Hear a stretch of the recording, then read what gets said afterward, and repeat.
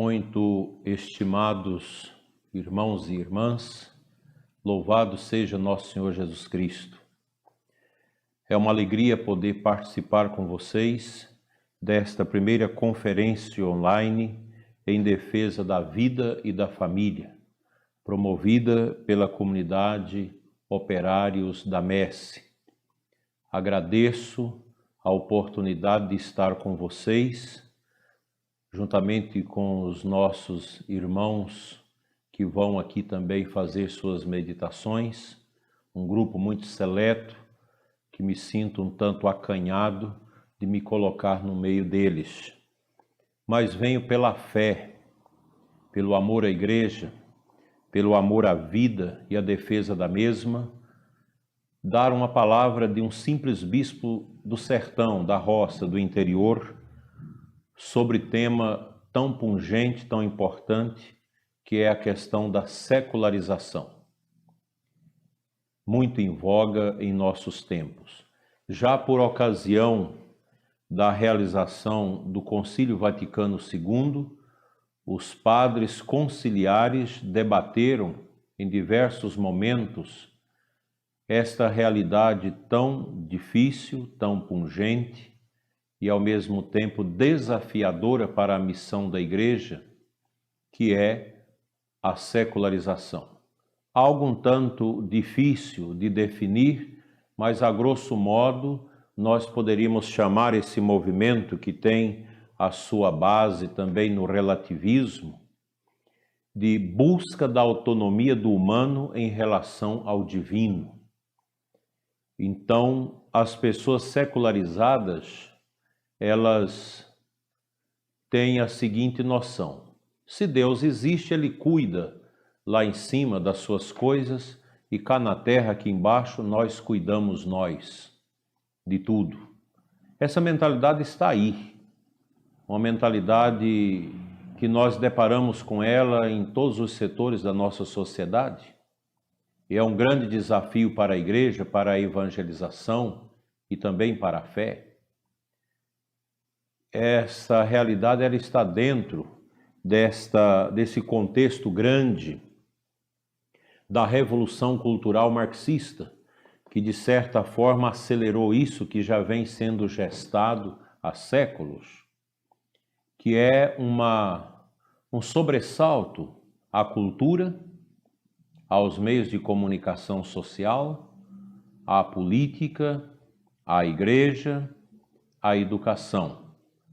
Enfim, a todos os caminhos de relacionamentos, de produção artístico-cultural, intelectual da nossa sociedade vão sendo alcançados por este relativismo da secularização, que nos traz grandes preocupações, porque nós, como cristãos que temos que testemunhar a nossa fé, estamos diante desta realidade tão desafiadora. E é no meio desse contexto que nós precisamos testemunhar com a nossa fé e com a nossa vida que Jesus Cristo é o mesmo, ontem, hoje e sempre, Hebreus 13:1, e que Ele está vivo no meio de nós.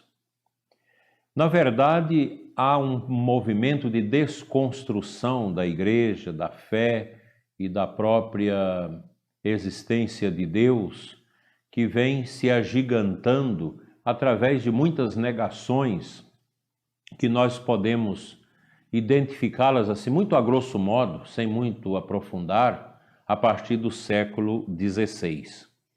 A grande primeira negação é de Lutero. Lutero nega a igreja, nega o magistério da igreja, nega a sacramentalidade da igreja e vai deixar claro: a igreja não tem necessidade, basta a fé, eu não preciso da igreja. Isso teve repercussões tremendas, como temos até hoje. Depois, a Revolução Francesa, ela nega nosso Senhor Jesus Cristo, opta por um Deus da razão, por um Deus maçônico, e Jesus Cristo já não consta. E nós sabemos do mal que esta revolução fez à fé, à igreja, como a Revolução Francesa trucidou a igreja, influenciou o mundo com uma mentalidade tremenda. O positivismo de Augusto Comte, o marxismo e o existencialismo amargo de Friedrich Nietzsche e de tantos outros negaram Deus. Deus não existe. Deus é uma invenção.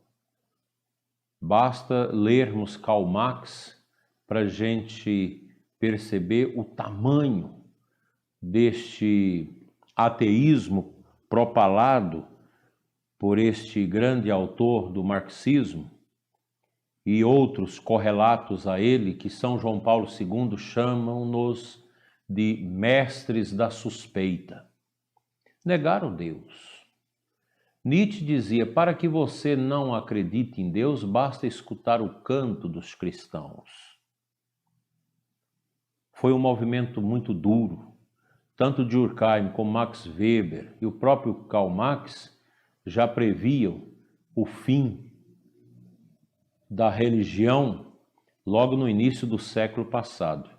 Mas foi um ledo engano na parte deles, porque o ser humano é um ser religioso. Nós temos os sinais do Criador em nós, nós somos corpo e alma, somos uma alma criada para a imortalidade da parte de Deus, que é encarnada nesse corpo que nós temos, e a nossa alma traz com ela todos os sinais do Criador, daí nós cultivarmos dentro de nós, mesmo independente da minha razão, uma certa saudade do eterno. Isso já está dentro de nós, é do homem. Os animais irracionais não possuem esta abertura, essa inclinação para o sobrenatural e para a transcendência, mas o homem está prenhe disso. A Segunda Guerra Mundial, ela nega o homem. O drama da Segunda Guerra Mundial, as atrocidades, todas as misérias ocorridas na Segunda Guerra Mundial, negou a dignidade do ser humano. Uma realidade muito triste, muito dura. E atualmente, no mundo em que nós vivemos, há uma negação da verdade. Aqui nós podemos detectar, nesta negação da verdade, a mais expressiva realidade do relativismo e desta dinâmica do que nós chamamos de secularização. É um movimento tremendo que vem crescendo, se agigantando no mundo, e mais do que nunca, nós estamos diante desse grande desafio, que não é um desafio pequeno. Por isso, eu acho importante esse nosso seminário aqui, pois a defesa da vida está intimamente ligada a esta questão da nossa fé em Deus, da nossa fé na eternidade com Deus e da nossa relutância contra o secularismo, contra o relativismo que interfere no coração das pessoas e, de certa forma, macula a existência humana, contra esta abertura ao sobrenatural. E o que isso vai redundar? Vai redundar no desprezo pela vida. Você não vai achar um abortista, alguém que defende a eutanásia, que não seja secularizado. Por isso está muito conexo isso, né? E esta realidade tremenda da secularização que está dentro das nossas universidades, está dentro da igreja, em certas teologias da igreja, em certos ministros da igreja, no mundo religioso, no mundo dos meios de comunicação, nas nossas universidades, nas nossas escolas. O mundo está contaminado por isso. É um movimento grande que vem tomando corpo nos últimos anos, nos últimos 70 anos, 7 décadas, que esta realidade ela vem incorporando, crescendo no nosso meio e delapidando a fé. Olhemos o velho continente europeu com suas igrejas vazias, com suas igrejas sendo demolidas, vendidas, transformadas e dessacralizadas para realização profana. É fruto dessa mentalidade. E por trás nós podemos perceber muito claramente o marxismo, a revolução cultural marxista, que foi propalada por Gramsci, Antônio Gramsci. Ela embalou essa realidade com muita propriedade. E o pior é que esta realidade, ela nos silencia. Ela cria uma órbita de silêncio em torno das mentes que creem. E de repente as pessoas que acreditam em Deus, que professam a fé, se sentem duvidosas quanto à existência de Deus, à vida com Deus, à vida eterna, o sobrenatural. Isso é muito forte. Nós precisamos combater isso veementemente. Na década de 70, nós tivemos uma socióloga, filósofa alemã, Elisabeth Noelle Neumann, que escreveu uma obra muito importante chamada A Espiral do Silêncio. Esta obra, ela é importante exatamente porque esta autora mostra como esses movimentos, que às vezes são até minorias, mas eles se apresentam como grande maioria, vai silenciando as pessoas. E hoje é claro que a secularização é a maioria do mundo. As empresas, está tudo contaminado com isso, com essa busca da autonomia da pessoa humana em relação a Deus. Nós não precisamos de Deus. Deus é um elixir, como diz Karl Marx. Deus não existe. E tantos outros filósofos, como Feuerbach, Spinoza, tudo questiona esta questão da existência de Deus, e é essa gente que é lida hoje nos ambientes universitários. Porque eles vão criando uma mentalidade que é bonito você ser ateu, você não crer em Deus, você não pautar na sua vida os valores da família, os valores da pessoa humana, os valores da fé, da esperança e da caridade. Essa é uma realidade que todos nós deparamos com ela. Quantos pais que vêm até nós angustiados, decepcionados, porque os filhos entraram para a universidade e já voltaram ateus, já voltaram independentes de Deus. Alguns dizem, não, eu acredito que Deus existe, mas vive uma vida como se Deus não existisse. Isso é a secularização, que é próprio desses meios, desses areópagos de ateísmo que vão sendo gerados dentro da nossa sociedade através da literatura, através de novelas, através de mensagens subliminares, e tudo isso vai interferindo de maneira amarga, grande, custosa na vida das pessoas. O Papa Bento XVI, ele trabalhou muito a conscientização da igreja em relação ao relativismo. Também o Papa São João Paulo II. Esses dois grandes papas que se seguiram logo depois do concílio do Papa Paulo VI, eles já encontraram essa sociedade ateia, materialista, essa sociedade secularizada em franco desenvolvimento. Então São João Paulo II trabalhou duramente contra isso e claro que já tinha do seu lado o cardeal Ratzinger, depois Bento XVI, como prefeito da Sagrada Congregação para a Doutrina da Fé, que soube muito bem trabalhar isso e nos alentar sobre essa realidade, sobre o grande perigo que isso representa para nós, para a nossa evangelização, para as nossas famílias. Uma sociedade secularizada, ela é uma sociedade que vai morrendo, porque o Papa João Paulo II mesmo disse, quem mata Deus morre. E essa mentalidade, ela persegue a Deus, ela quer matar Deus, tirar Deus do coração da pessoa humana. Por isso, ela é um arcabouço, um escopo que nós poderíamos chamar de um certo monstro pé de barro. Ele vai caminhando aí, mas os seus pés logo serão quebrados. Mas até que esse monstro morra, o estrago é muito grande. E nós já estamos com esse estrago dentro das nossas famílias, dentro dos nossos seminários, dentro da vida religiosa, da vida clerical, dentro da sociedade. Ela está aí.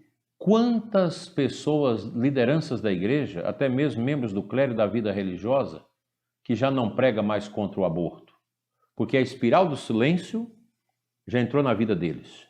O relativismo já molhou a sua consciência, tornando-a laxa, e já começa a dizer, não, mas a igreja é muito dura. É o que nós mais ouvimos hoje, quando se fala de métodos contraceptivos, de aborto, laqueadura, de vasectomia, de eutanásia. Quando se fala dessas coisas, a gente sempre escuta, isso é muito duro, isso é muito difícil.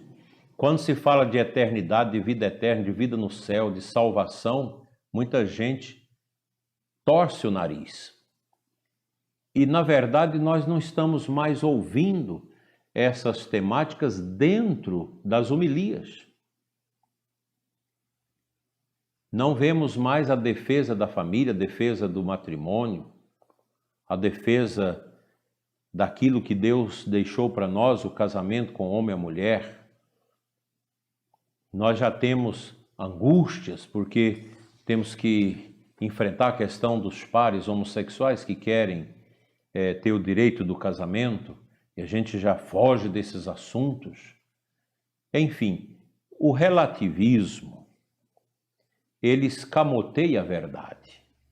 E a secularização é a prática do relativismo, de uma vida distanciada de Deus, de uma vida divorciada de Deus, de uma vida que não se pauta mais na verdade, mas no subjetivismo, nos meus desejos. A pessoa secularizada busca fazer a sua vontade, não a vontade de Deus, porque ela divorciou de Deus. Ela não tem mais um liame, uma ligação com o próprio Deus. Ela se torna Deus para ela. E São João Paulo II escreveu uma encíclica muito importante, Splendor Veritatis, ou Splendor Veritatis. Já há muito tempo foi publicada essa encíclica, que é muito atual. E lá ele, contrariando esse pensamento relativista secularizado, São João Paulo II diz que a grande tentação dos nossos tempos é cada um criar o seu arbítrio, o seu tribunal, a sua consciência. Isso é o relativismo. Você tira fora a verdade. A verdade não existe.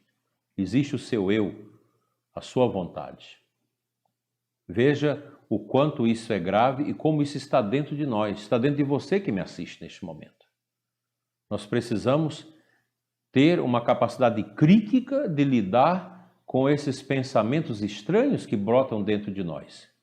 E a gente precisa vencer o medo de dizer a verdade, de acolher a verdade, de propagar a verdade, de anunciar a verdade que é Deus. Numa certa visita à Polônia, na Praça da Vitória, de Varsóvia, a mesma onde em 1979, eu estou lendo aqui um artigo da internet, João Paulo II exaltou seus compatriotas, encorajando-os a vencer o governo comunista. O Papa Emérito Bento XVI convidou os 300 mil fiéis que participavam da Santa Missa ali a não cair na tentação do relativismo ou da interpretação subjetiva e seletiva da Sagrada Escritura, denunciando a tentativa da parte de pessoas ou ambientes falsificar a palavra de Deus e retirar do Evangelho as verdades, segundo eles, demasiado incômodas para o homem moderno. Eu creio que todos vocês já ouviram essas narrativas desses grupos secularizados que criticam a Bíblia, propondo uma nova tradução da Bíblia para tirar os termos que eles acham agressivos. Isso é um absurdo. E com certeza querem tirar também todo esse conceito de eternidade, porque a secularização nos leva a ver a realidade somente aqui. E aí vocês podem pensar como que isso vai desembestar as pessoas numa descida desastrosa, que é o mundo dos prazeres, fazer a vontade dos prazeres. Aí é gente querendo legalizar pedofilia, aborto, tudo isso. Tudo que não presta, tudo que é contrário à dignidade da pessoa humana, o relativismo enaltece. E o secularismo sacramentaliza. O Papa anterior, João Paulo II, foi à Polônia para combater o comunismo. E foi muito importante isso. Papa Bento voltou lá para combater o relativismo religioso e a ditadura desse relativismo, como o Papa Bento sempre o chamou. As novas bases do secularismo, que é essa ditadura do relativismo. Para esse relativismo que nega que possa haver uma absoluta verdade, uma verdade absoluta e permanente, ficando por conta de cada um definir a sua verdade e aquilo que lhe parece ser o seu bem, a pessoa se torna a medida de todas as coisas, como já dizia o filósofo grego Protágoras. O ser humano é a medida de todas as coisas. Então, eu não posso condenar o que as pessoas fazem. Aqui escamoteia a moral, a ética, vai tudo para o esgoto. O relativismo é isso. É uma sociedade, produz uma sociedade doente, medíocre. É o que nós estamos vivendo. Gente que só pensa nos seus direitos, mas não tem nenhuma responsabilidade com seus deveres. É um egoísmo exagerado. Eu quero tudo para mim, mas eu não me reporto ao outro, eu não me comprometo com o outro. Evidentemente que a igreja rejeita isso, porque há verdades que são permanentes. As verdades da fé e da moral cristã são perenes, porque foram dadas por Deus. Cristo afirmou solenemente: eu sou a verdade, João 14,6. A verdade vos liberta, João 8,32. E ele disse a Pilatos que veio ao mundo exatamente para dar testemunho da verdade, João 18,37. São Paulo diz que Deus quer que todos se salvem e cheguem ao conhecimento da verdade. Primeira carta a Timóteo 2,4. E que a igreja é a coluna e o fundamento da verdade. Por que essa ira, esse ódio à igreja? Porque a igreja possui esse arcabouço da verdade, através da Sagrada Escritura, através da sua tradição, do seu magistério autêntico. A igreja, ela é mãe e mestra. A igreja nos ensina a verdade sobre Deus, sobre ela mesma, sobre a igreja e sobre a pessoa humana. E nós sabemos que o ser humano tem dentro de si uma inclinação com a qual ele já nasce, que nós chamamos de lei natural, para o eterno, para o sobrenatural. Por isso que mesmo um casal que educa seu filho no ateísmo, nunca falando a ele sobre religião, pode ter esse menino religioso. Ele pode descobrir a verdade sobre Deus, porque já está dentro dele. Essas limalhas de ouro da eternidade, nós já as portamos conosco, elas já são subjacentes a nós já nascemos com elas, nós viemos de Deus, para Deus vamos voltar, somos a sua imagem, a sua semelhança, e já temos os traços, as impressões espirituais, sobrenaturais de Deus na nossa vida. Aqui entra o papel da igreja, o papel da evangelização, no sentido edúcere, de tirar de dentro da pessoa aquilo que ela precisa conhecer, que ela é templo do Espírito Santo, que os vestígios do eterno já estão dentro dela. E quem descobre isso, nunca larga, agarra com essa verdade, porque é Deus, porque só Deus pode libertar a alma humana. Quais são as consequências que poderão advirem dessa situação dantesca que nós estamos percebendo da secularização e do relativismo? É uma sociedade caótica, uma sociedade doente. O grande padre médico João Moama, maranhense, já falecido há muito tempo, ele falava em algumas palestras, escritos seus naquele tempo, que a sociedade está caminhando para uma neurose noógena, uma doença do nous, do espírito. Uma sociedade sem Deus, uma sociedade que mergulha cada vez mais no relativismo e na secularização, ela se torna doente. Ela se torna servidora daquilo que passa. Qual é a visão das pessoas hoje na sua grande maioria? Uma visão meramente somática da pessoa humana. Uma visão somente do corpo e daquilo que eu tenho que fazer para agradar esse meu corpo.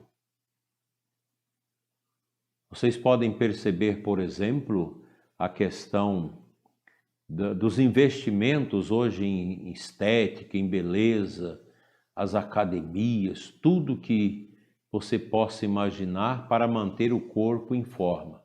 Isso não é errado, você deve cuidar do seu corpo. O corpo também vai ser ressuscitado. Mas o problema é que se eu conduzo a minha vida meramente na trilha de satisfazer o meu corpo, meus desejos, meus instintos, então eu vou desprezar o meu nous, o meu espírito, e a neurose noógena vai vir. Pessoas que não têm sabedoria nem para morrer, pessoas vazias, doentes, angustiosas. A nossa sociedade está se tornando uma sociedade perrengue, uma sociedade doente. Por causa do relativismo, por causa da secularização. Ora, se negarmos que existe a verdade objetiva e perene, o cristianismo fica destruído desde a sua raiz, diz o Papa Bento. O Evangelho é o dicionário da verdade, diz o Papa. Segundo o relativismo, no campo moral não existe o bem a fazer e o mal a evitar, pois o bem e o mal são relativos. Olha que coisa absurda isso. Isso destrói completamente a moral católica que moldou o Ocidente e a nossa civilização.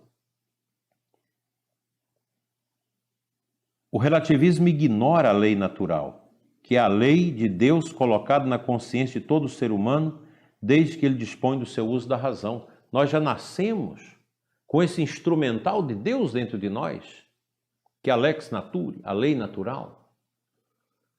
E a partir do momento que nós vamos criando o uso da razão, nós vamos tendo esta consciência do certo e do errado. Aqui entra a importância da família.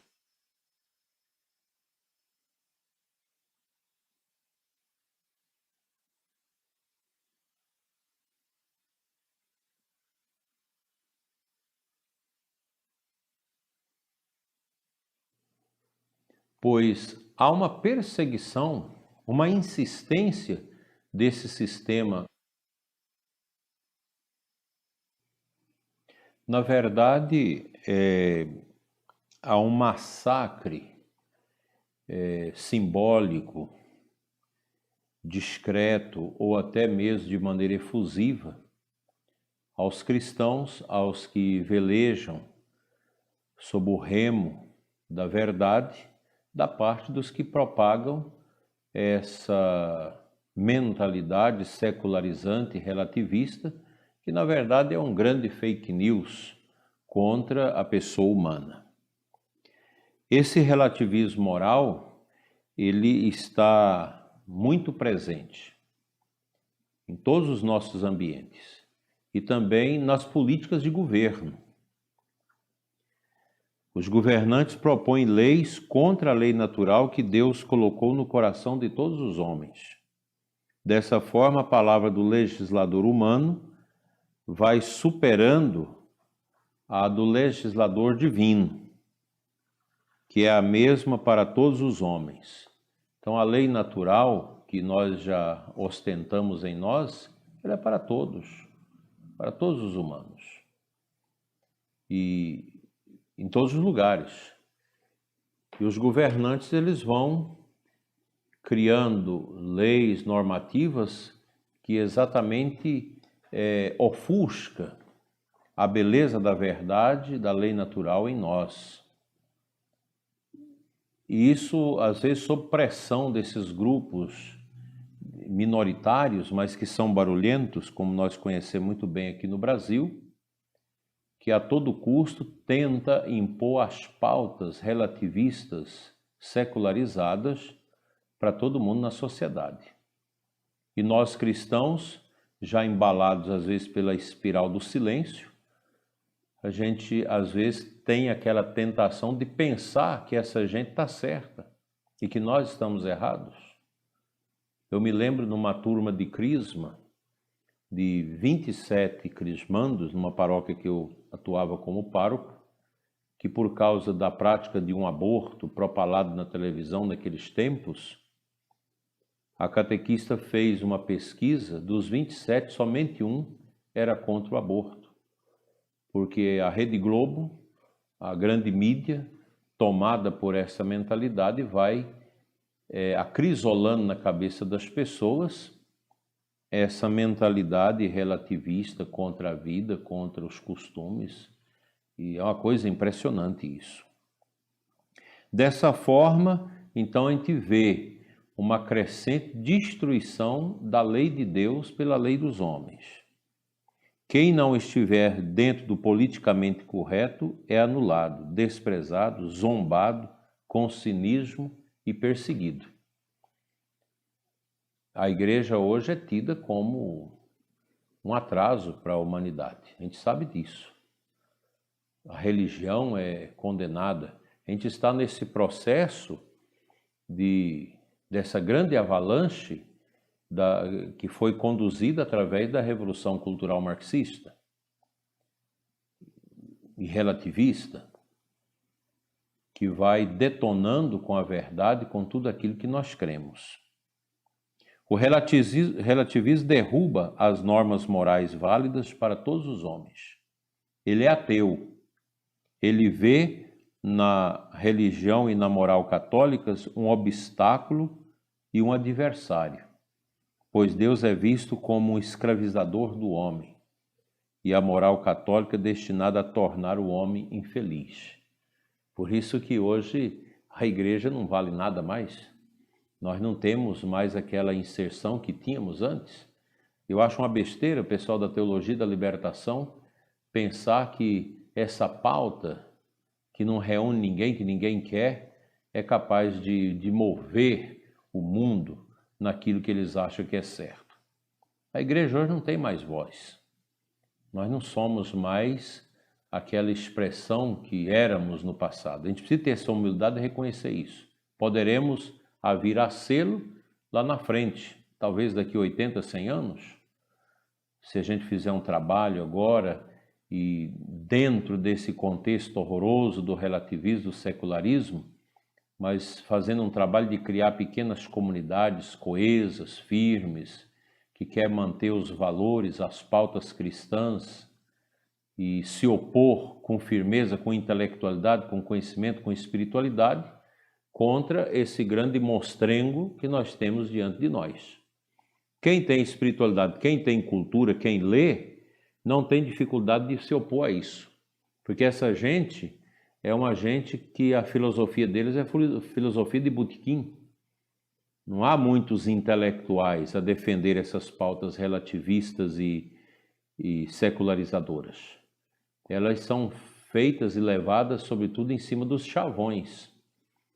a religião é o ópio do povo, a religião não presta, o cristianismo, isso vai criando essa mentalidade que não se sustenta diante de uma reflexão séria, bem fundamentada.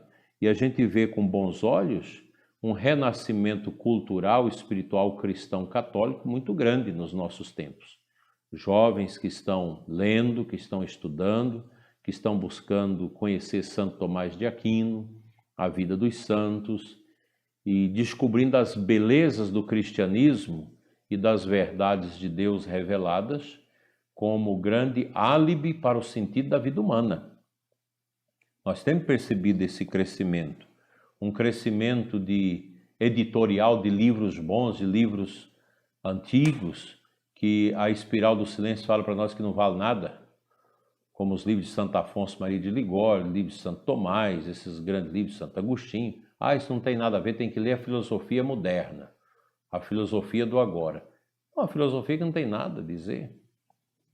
O que é a cultura de hoje? O que é a arte de hoje? A filosofia de hoje tem como resposta positiva ao drama humano? Eu não vejo. Agora, se você pega Santo Tomás de Aquino, Santo Agostinho, os grandes santos, a doutrina social da igreja, os ensinamentos do magistério da patrística, você acha ali, pontuadamente, o viés do sentido para a vida. Fora disso, eu acho meio difícil, porque é só amargura, tristeza, e a gente vê o estilo em que se encontra a nossa juventude. Um povo infeliz, voltado para as drogas, com uma vida movida com alcoolismo, com prostituição e todas as esferas de prazer que são atendidas como sinal e sentido para a vida. O relativismo atual coloca a ciência como uma deusa que vai resolver todos os problemas do homem. Isso é o positivismo de Augusto Comte. E que está acima da moral e da religião, mas se esquece de dizer que o homem nunca foi tão infeliz como atualmente. Nunca houve tantos suicídios, nunca se usou tanto antidepressivos e drogas, barbitúricos e remédios para nervos, para depressão, para esquizofrenia. Nunca se viu tanta decadência moral, destruição da família e da sociedade como agora, como resultado e fruto desse relativismo, desse secularismo ditadores que vão entrando na vida das pessoas e destruindo o sentido da nossa existência, criando a neurose noógena. Então, para nós católicos e cristãos, nós não devemos ver nesta realidade algo depreciativo, negativo, avassalador. Nós devemos olhar esta crise que nós estamos vivendo com o olhar da esperança, pois nós temos a resposta a tudo, que é o Santo Evangelho de Jesus, com a doutrina da Igreja, o seu magistério, nós temos a resposta ao drama humano. A Igreja é mãe e mestra, e o que a Igreja nos ensina é a verdade, embora a espiral do silêncio é colocada como se não fosse. Eu fiz uma teologia, fiz filosofia no meu seminário naquela década de 80, e a gente já tinha essa espiral do silêncio que inoculava dentro de nós esses venenos da desconfiança da verdade que a igreja ensina. Hoje isso está pior. Hoje cresceu ainda mais isso. Não pensemos que o Brasil está fora da rota que se encontra a situação do cristianismo na Europa. Aqui também não vai ser tão diferente. E o que precisa é a gente evangelizar e perguntar ao povo o que o povo nosso quer da igreja. Nosso povo não quer uma igreja militante, uma igreja que acentua sua evangelização sobre pautas meramente sociais. A igreja sempre foi mestra da caridade, porque ela nasce de Cristo, que é a caridade do Pai entre nós. Mas tocar a igreja, tocar a pastoral, tudo que nós somos na igreja, no mero aspecto social, isso já provou que não deu certo nos anos 80, nos anos 90, e essa retomada dessa temática hoje só tem criado atrito e sofrimento. O nosso povo, eu já fiz essa experiência e venho fazendo nos últimos 15 anos. O que o povo quer de nós? O povo quer aprender a doutrina, quer viver os sacramentos, quer a missa bem celebrada com piedade, quer a confissão. E é isso que nós devemos fazer. O mundo hoje é um grande desafio para nós. O desafio, a missão nossa da igreja é grande, pois vencer o secularismo e o relativismo impostos nesses últimos 70 anos, com tanta veemência, através da revolução cultural, através dos meios de comunicação, da educação e de próprios setores da igreja, não é uma coisa fácil. A gente precisa de oração, precisa de penitência, precisa voltar aos valores inalienáveis da nossa fé para a gente vencer isso. E ainda mais, eu digo para vocês que o nosso trabalho hoje é um trabalho de alicerce. Nós precisamos criar alicerces bem fundamentados na Sagrada Escritura, na tradição, no magistério autêntico da igreja, para que outros lá na frente vão edificando a casa. Os próximos decênios serão de grandes desafios. Serão tempos de perseguição, essa perseguição branca que se faz à igreja, através desse escárnio que se faz contra a religião, contra a fé, que é próprio da expressão mais cabal do relativismo e da secularização aviltante que entrou nesse mundo. Então a minha palavra para vocês não é uma palavra negativa, é uma palavra de esperança. Aqui nós pontuamos assim muito vagamente, de forma superficial, nesses poucos minutos, esta realidade dantesca que nós temos diante de nós e que a gente precisa enfrentar com um olhar de fé, com um olhar altivo, sem esmorecimento.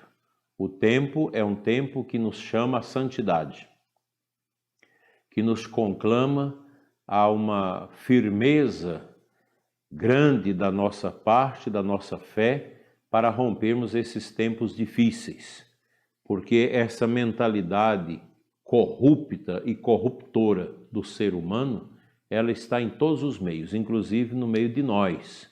Nós temos já dentro de nós essas ideias malucas que estão aí e que vão, de certa forma, desconstruindo os pilares da civilização ocidental, os pilares da família, os pilares dos valores. Mas a Igreja de Cristo vencerá. As portas do inferno não prevalecerão contra ela. E a nós batizados, que amamos a nossa igreja, que amamos a família, vamos ser mais unidos, mais coesos e vamos trabalhar para que muitos corações encontrem o verdadeiro e real sentido em Jesus, nosso único Salvador. Que Deus abençoe a todos vocês, que a Santíssima Virgem Maria, a Senhora Aparecida, Rainha e Padroeira do Brasil, abençoa esse nosso evento, abençoa a comunidade operários da Messe, abençoa todos vocês que nos assistem e que nós possamos amar cada vez mais a nossa igreja, mesmo que ela fique pequenininha, mas vamos amá-la, porque a igreja é a epifania do ressuscitado, ela é a expressão viva de Cristo no meio da história, no meio dos homens. E enquanto nós tivermos um altar, nós seremos felizes, pois quem é de Deus sabe que esse mundo passa, é uma sombra que passa.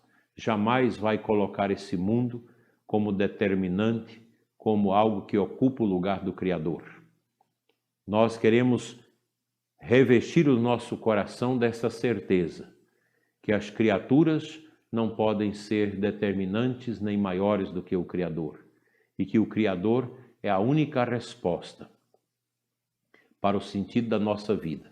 E como diz o próprio Santo Agostinho, o nosso coração irrequieto só se aquietará quando estivermos nos braços de Deus. Fiquem todos na paz, que o Espírito Santo inunde o coração de todos nós com a sede do saber, com a sede da fé, com a sede da evangelização, com com a sede da santidade. Amém. Deus os abençoe em nome do Pai, do Filho e do Espírito Santo. Amém. Louvado seja nosso Senhor Jesus Cristo.